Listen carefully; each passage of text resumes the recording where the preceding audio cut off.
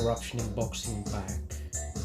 I want to talk about a fight which excites me in amongst a very heavy schedule of fights taking place both later on today and the jam-packed Saturday, where pay-per-views take precedence both in the United States, specifically the PBC,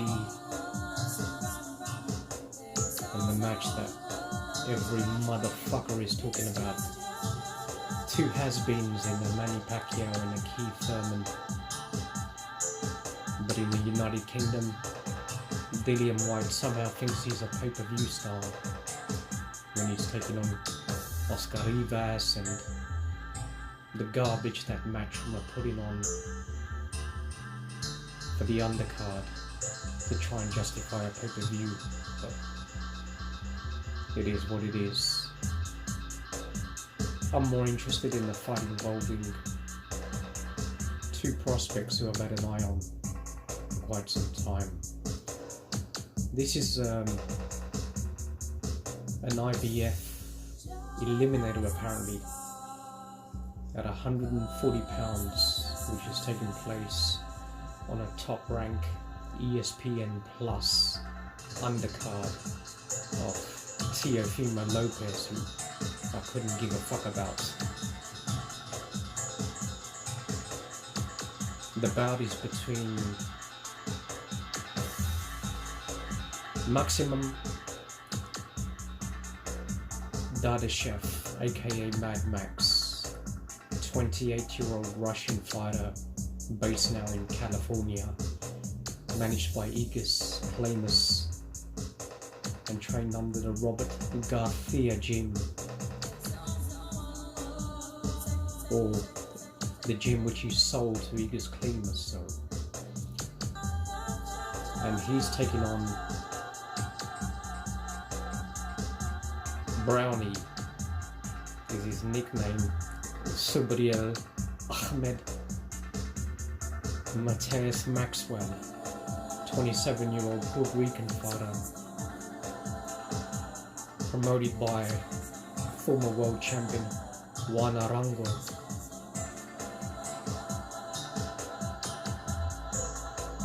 Dadashev is 13-0 with 11 knockouts, the last 10 of his fights coming by stoppage.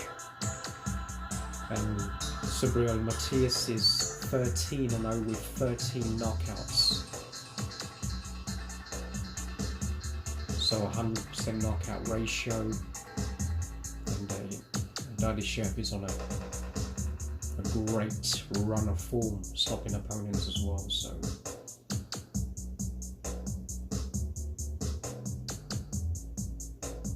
somebody's owed has to go, and that's what I like. Two prospects fighting real competition now.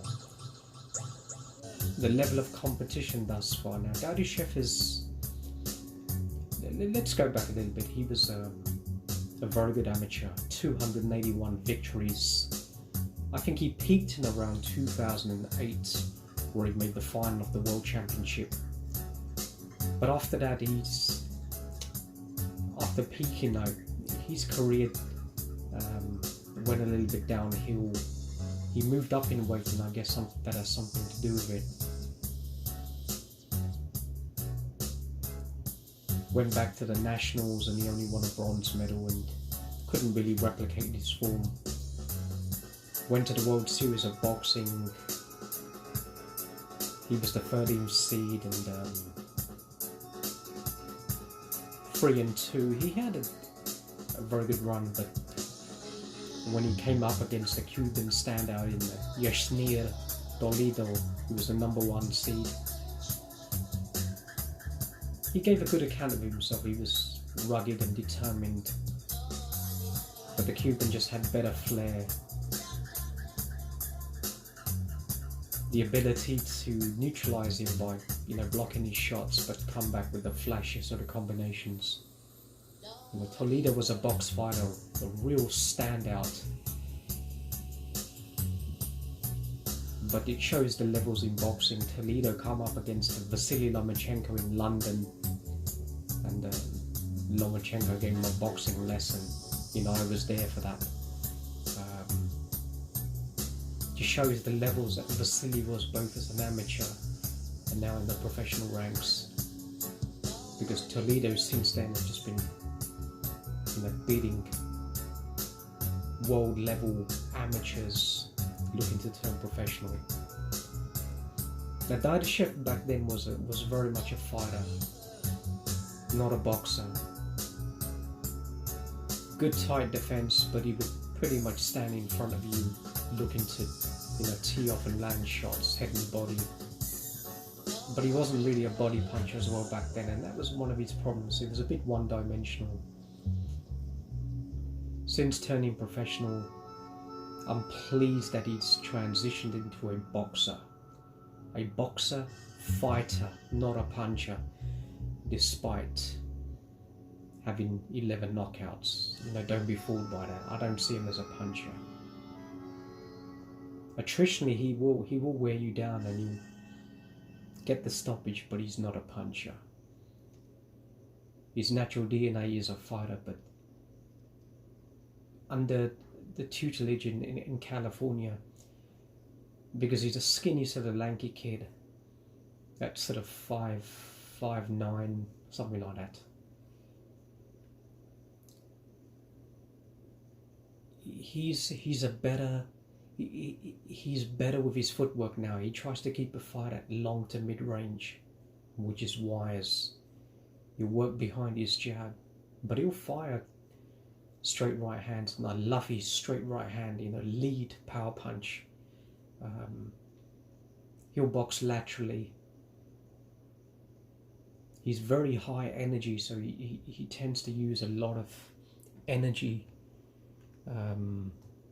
and high volume punching as well. So very, very conditioned, disciplined boxer. You know, I really like his attitude. He's learned English. You know, he continues to improve on his English as well. A very nice kid. I've seen some interviews with him. A fighter who's willing to fight anybody at any time as well. With such a protracted career, you know, an amateur career behind him, he's faced all sorts of styles, international competitions. You know, he's fought in over 30 countries as well, so nothing is really going to faze him. Fighters who are willing to leave their home country, set their base in another country, you know, make enormous sacrifices, you know, I have enormous respect for that. Now, Dadashev has, in his 13 fights thus far, he's beaten 2 former world champions, Tony DeMarco, Antonio DeMarco, and Darlis Perez. I think the DeMarco fight went on points, 10 rounds, I think. Perez, who he stopped. I think he dropped DeMarco as well.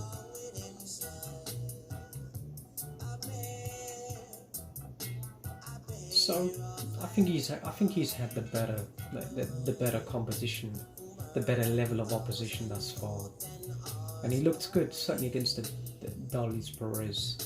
He looked good in that, you know, wrong footing Perez, making him miss and coming back with punishing fast combinations.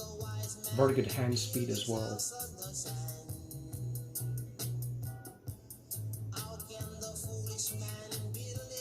Now, Subriel Matias, 13 knockouts, as I mentioned, in 13 fights. Don't know too much about him as an amateur. But his level of opposition now, he's defeated a former 2-division world title challenger in Fernando Saucedo. Saucedo was in his 73rd fight. A much smaller man as well. You may remember him, he lost a decision to the Cuban Francis Bartholomew at super featherweight. Didn't get knocked out, so has a good level of toughness. But prior to that, he also lost IBF World Title Challenge against, check this out, against Chris John, who was an excellent featherweight, and that was back in 2010. So, you know, a 37-year-old Salcedo moving up to 140 pounds, he was never really going to have the firepower, the youth or the fitness or the toughness. And Matias did a very good job on him. You know, he almost risked disqualification with his aggressiveness, you know, hitting Salcedo when he was hurt and literally down on his knees, and just before giving him some axing punches as well. Now, Subriel Matias is a no-nonsense pressure fighter. Orthodox, both of them are orthodox. He doesn't exemplify the sweet science in any shape of the word. There's no real subtleties to his boxing game. There's no real dimensions to him at long and sort of mid-range as well. He's a walk-you-down pressure fighter, aggressive. He wants to get in your face on the inside, and just wants to break you down and knock you out. A very good body puncher, very heavy-handed. You know, he also fought the veteran Bradus Prescott, a punch when he's back in the day, and Matias broke his nose with a vicious uppercut. But in that fight, he was very open to a left hook, and early on, when Bradus Prescott was up against the ropes,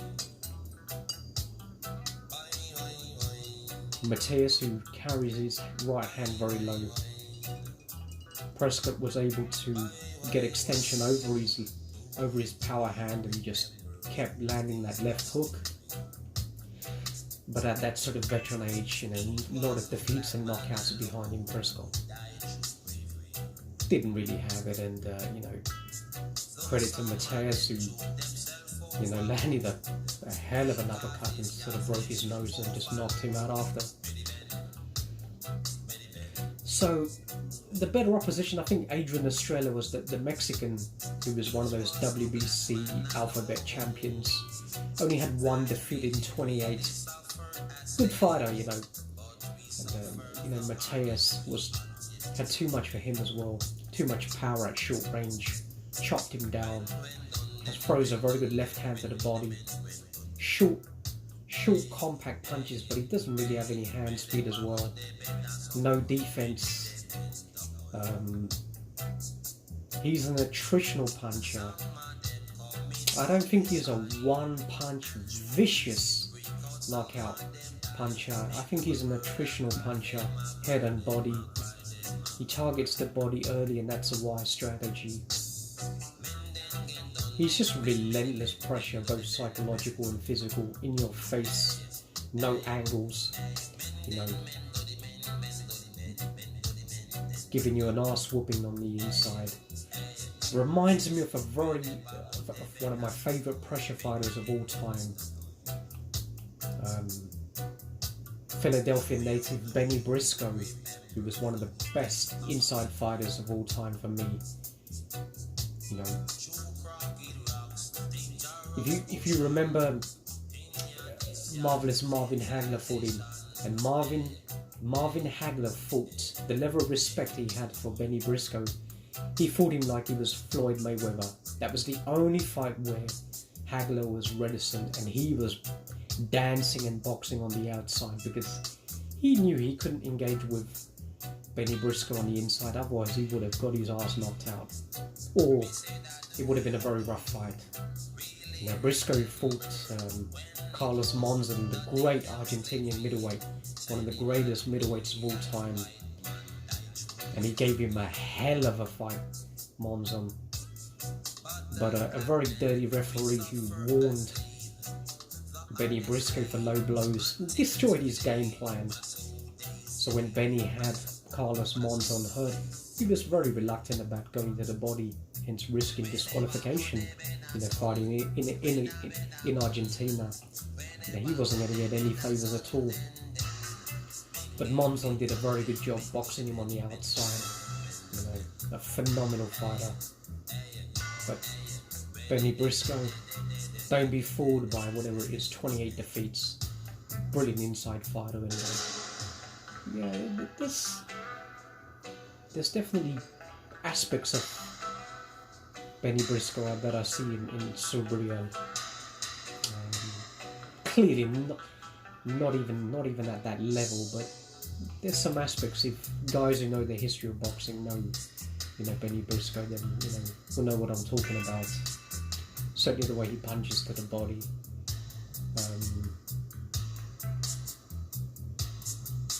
Now,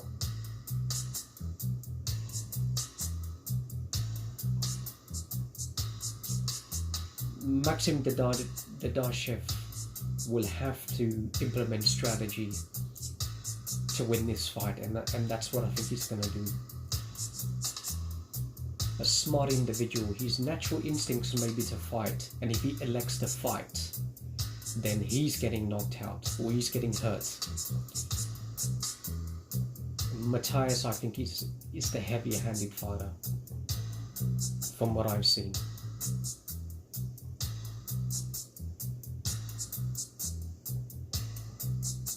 Dadashev is by far the better boxer. I think he's the smarter fighter as well.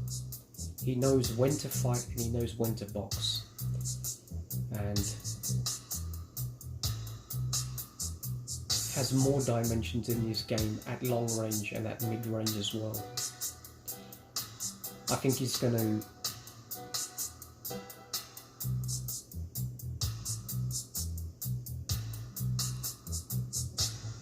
to pepper Brownie at long range with his jab, straight right hands. Matias doesn't really have, as I mentioned before, a game at long range, nor does he use feints excessively to try and get on the inside to try and confuse the opponent. So the Dadashev's footwork and his boxing IQ and his ring generalship will allow him to dictate the fight. Will try and maneuver his opponents. He'll wrong foot them. The key is he'll make a heavy-handed fighter continuously miss and reset, and that's going to be the key.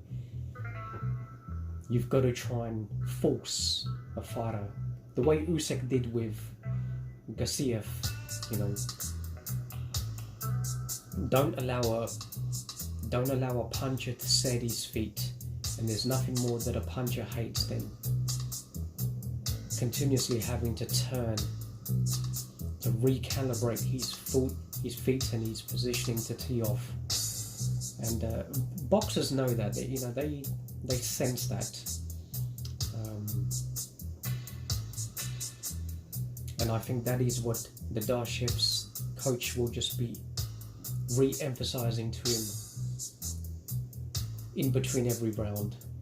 Don't trade with this guy.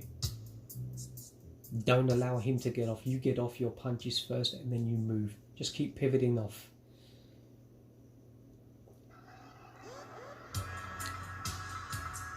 Matias has got to find a way of getting to Dadashev's body. He's got to try and slow him down. When you're fighting against a boxer, fighter, stroke puncher, excuse me,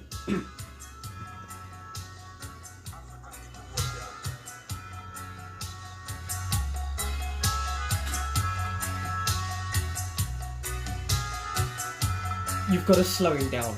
You've got to curtail his movements. If you don't have the footwork or the feints to do so, then you've got to gamble. You've got to gamble at long range with power shots to the body. He doesn't really he has a jab, but it's nothing spectacular. Doesn't really set up his power punches, in my opinion. Matias is just going to try and jump on him.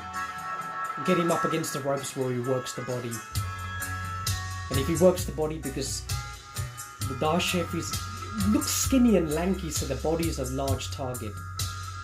Dadashev is defensively conscious. He has a good high tight guard, a better guard, so better fundamentals than Matias.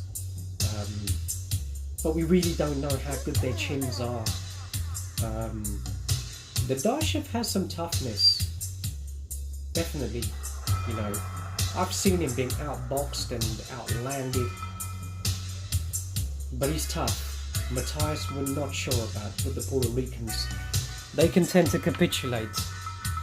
They're all about imposing their will, but when it's reciprocated, we don't know his mental fortitude, his toughness, his determination. We don't know. I personally, I don't know. So a very intriguing fight. I think it's the best fight potentially of the weekend. And the winner will become the mandatory for Josh Taylor at 140 pounds. Now, whoever prevails, I think it's too early. I don't think they're ready for a Josh Taylor or even a Regis Prograis. Should Regis win that, the unification, which will be the final of the World Boxing Super Series. I think it's way too early. I don't think a shot-worn Tony DeMarco or a Dalius Perez or a Salcedo or a Bradus Prescott or an Adrian Estrada or a Dowies Prescott, the best level of opposition that these guys have had, will put you in a prime position to fight either a Bradus Prescott. I think they need somebody like at 140 pounds.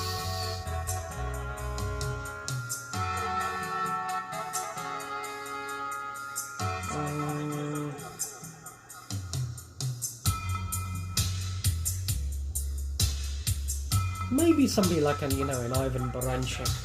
That would be a much better step up. A Victor Postel, who's rebuilding, who's looking for a title shot as well.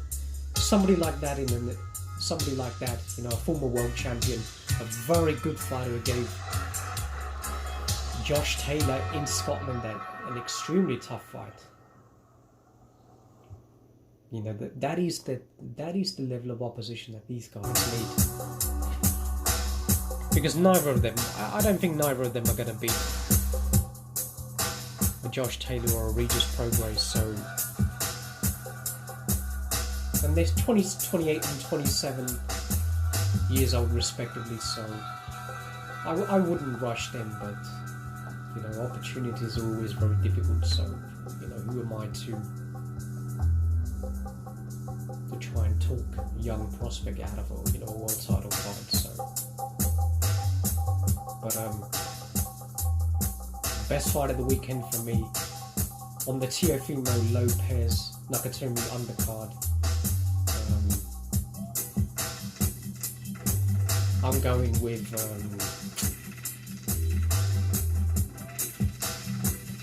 with Maxim Dadashev.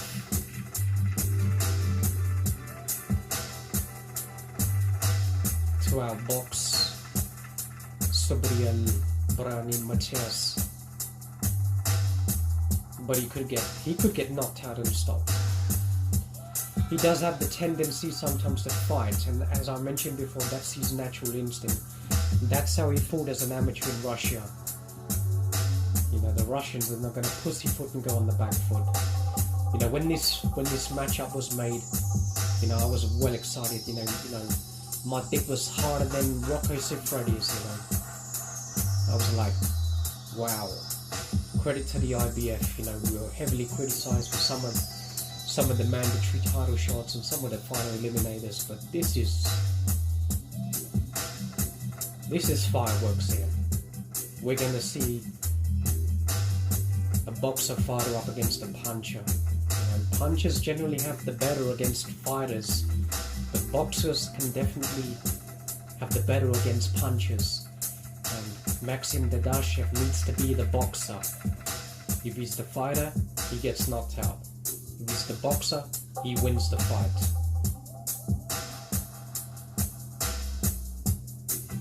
So So I'm gonna go with Maxim Dadashev.